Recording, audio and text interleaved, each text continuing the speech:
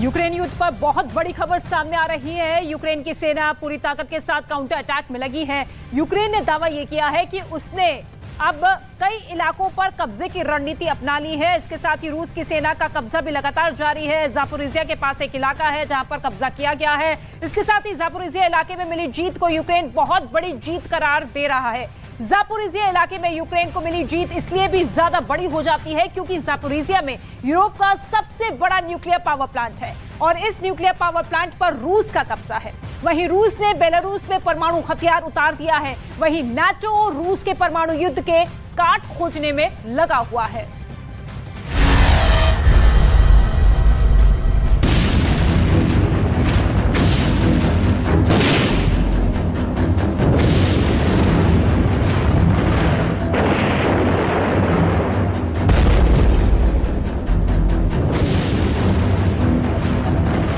Putin का बढ़ा परमाणु फीवर,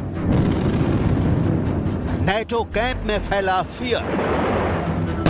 पुतिन के परमाणु बुखार को तोड़ने के लिए क्या करेगा नेटो? कैसे टूटेगा पुतिन का परमाणु बुखार? क्या रूस के खिलाफ अमेरिका लेने वाला है न्यूक्लियर एक्शन? ये सवाल इसलिए खड़े हो गए हैं क्योंकि रूस ने ले लिया है सबसे बड़ा रिस्क। तीसरे विश्व युद्ध को कर दिया है फिक्स।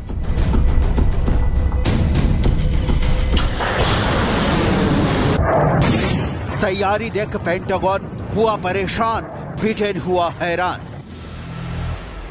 नेटो देशों में खलबली, दुनिया परमाणु युद्ध के खौफ से डरी। अब मुश्किल है पुतिन को मनाना, बन गया नया ठिकाना। शुरू हुआ परमाणु बम को लगाना।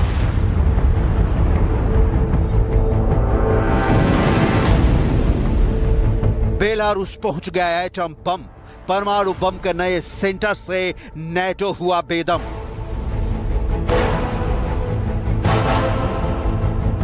Их много, я потом вам скажу об этих соображениях. Да, вам скажу пока, не публично. Вот. Но такая возможность есть, все это понимают. Все просто ждут, что мы начнем кнопки нажимать. Нет такой необходимости. क्या तीसरे विश्व युद्ध का एपी सेंटर बेलारूस बनने वाला है? क्या रूस और नेटो के बीच युद्ध बेलारूस की धरती पर होने वाला है?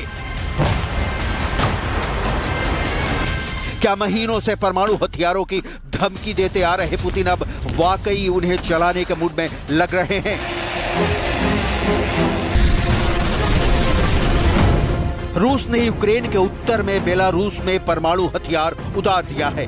रूस परमाणु हथियारों के सबसे बड़े जखीरे के साथ यूक्रेन के पूर्व में खुद बैठा है। वहीं यूक्रेन के दक्षिण में काला सागर में भी पुतिन की परमाणु पनडुब्बियां तैनात हैं। वहीं इसके उत्तर पश्चिम में पोलैंड के पास रूस के कलिनिंग्राद में भी परमाणु हथियार मौजूद हैं।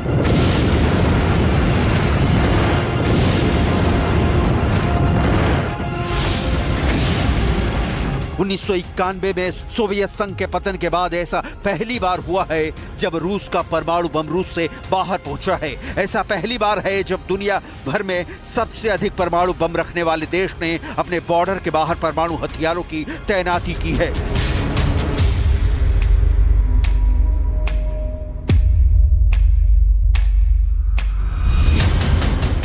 बेलारूस में रूस की मिसाइलें तनी हुई हैं।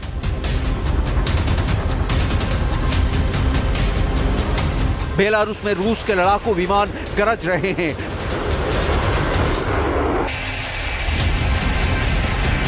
बेलारूस में रूस के टैंक दौड़ रहे हैं।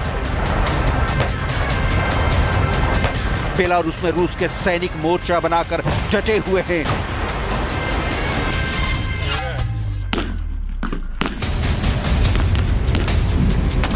बेलारूस में रूसी मिसाइलों की तैनाती से नेटो में पहले से ही खलबली मची थी। अब बेलारूस में रूस के परमाणु हथियार भी फिट हो गए हैं। बेलारूस में परमाणु बम फिट करने के कदम को नेटो देश क्यों पुतिन का परमाणु फीवर करार दे रहे हैं, इसे आगे बताएंगे, लेकिन उसके पहले ये देख लीजिए कि रूस की किस परमाणु तैयारी ने नेटो को डरा रखा है।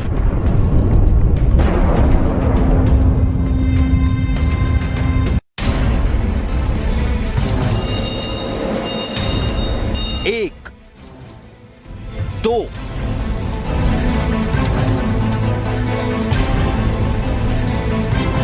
तीन,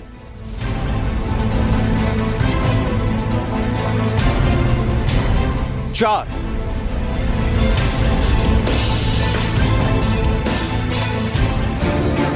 चालीस सेकंड में 4 हमले, चारों दिशाओं में 4 ठिकाने दहले। पुतिन हुए क्रुद्ध, समंदर में रूस का परमाणु युद्ध, नेटो हुआ हलकान, अमेरिका परेशान, ब्रिटेन का मिट सकता है नामो निशान। दिन में समंदर के अंदर से परमाणु हमला,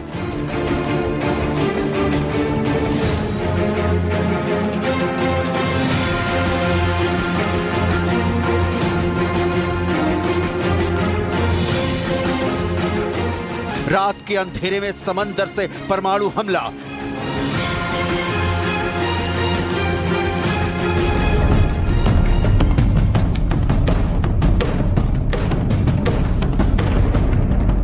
यह रूस का परमाणु युद्धाभ्यास है। यह नेटो को डराने का पुतिन का प्रयास है। ज़ेलेंस्की इसे देख हताश है। बाल्टिक देश अनहोनी के खतरे से उदास है। आखिर रूस के इस परमाणु युद्धाभ्यास में क्या खास है? इस युद्धाभ्यास को रूस अपने लड़ाकू क्षमता का विस्तार करार दिया है। इस युद्धाभ्यास में रूस के उत्तरी बेड़े के पनडुब्बी रोधी युद्ध जहाजों ने हिस्सा लिया। न सिर्फ हिस्सा लिया बल्कि एक काल्पनिक दुश्मन की पनडुब्बियों को समंदर के अंदर ही डुबो दिया। पहला हमला, दूसरा हमला, तीसरा हमला, चौथा हमला, पांचवा हमला। ये हमले तो कुछ भी नहीं है। रूस के युद्धपोतों ने जलजला ला दिया है। रूस समंदर को न्यूक्लियर वॉर का एपी सेंटर बनाने की तैयारी में है। समंदर में परमाणु बम का जाल बिछाकर रूस नेटो को निशाना बनाने की तैयारी में है। रूस ने अपनी नौसेना के चारों बेड़ों को हाई अलर्ट पर रख दिया है।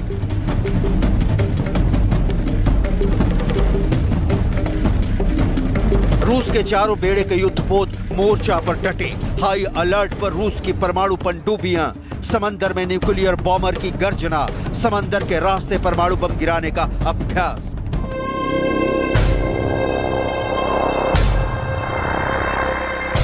रूस के राष्ट्रपति व्लादिमीर पुतिन ने उत्तरी बेड़े को सुपर अलर्ट मोड में रखा है।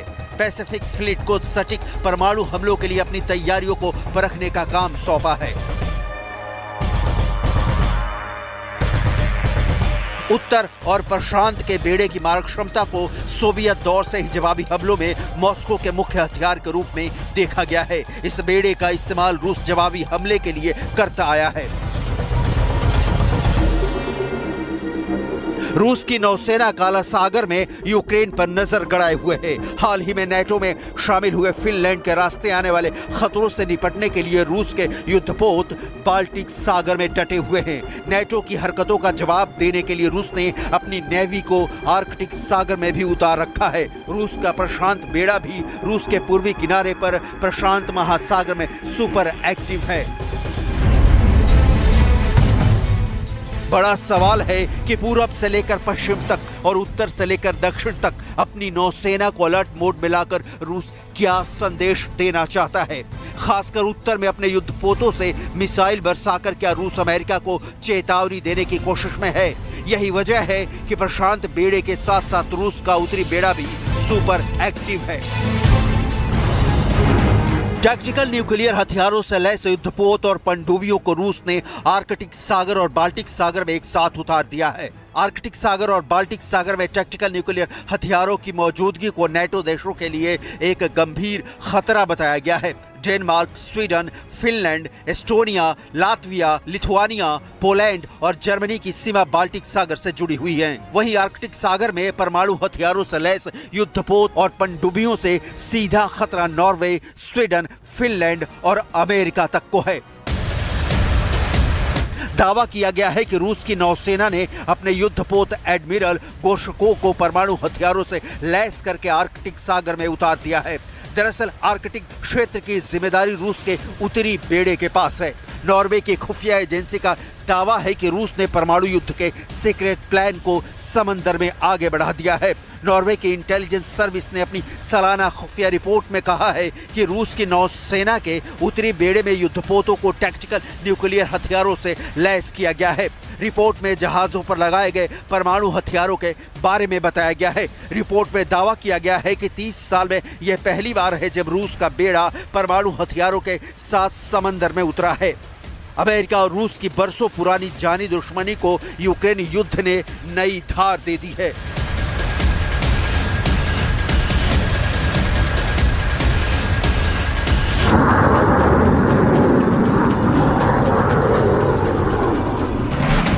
रही सही कसर फिनलैंड को नेटो में मिलाकर अमेरिका ने पूरा कर दिया।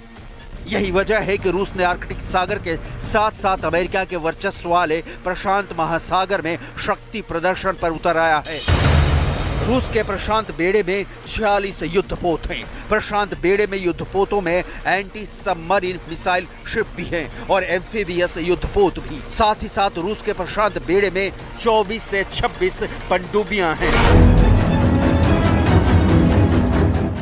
प्रशांत बेड़े के युद्धाभ्यास का मकसद दुश्मन के मिसाइल और हवाई हमलों से रूस को सुरक्षित करना है, जिसके लिए रूस की नेवी दुश्मन की पनडुब्बियों को पता लगाकर उन्हें समंदर के अंदर ही तबाह करने का युद्धाभ्यास कर रही है।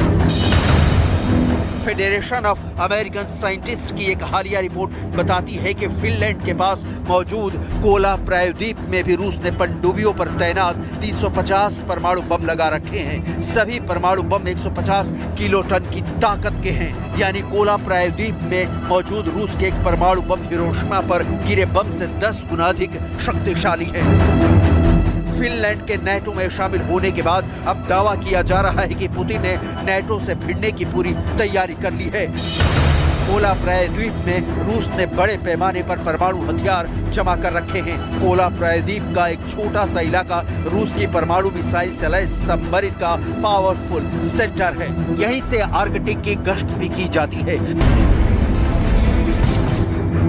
रूस की ये तैयारियां बता रही हैं कि यूक्रेन युद्ध अभी खत्म भी नहीं हुआ। रूस को मनमाफिक जीत भी नहीं मिली, उससे पहले ही पुतिन युद्ध के कई मोर्चे एक साथ खोलने की तैयारी में हैं।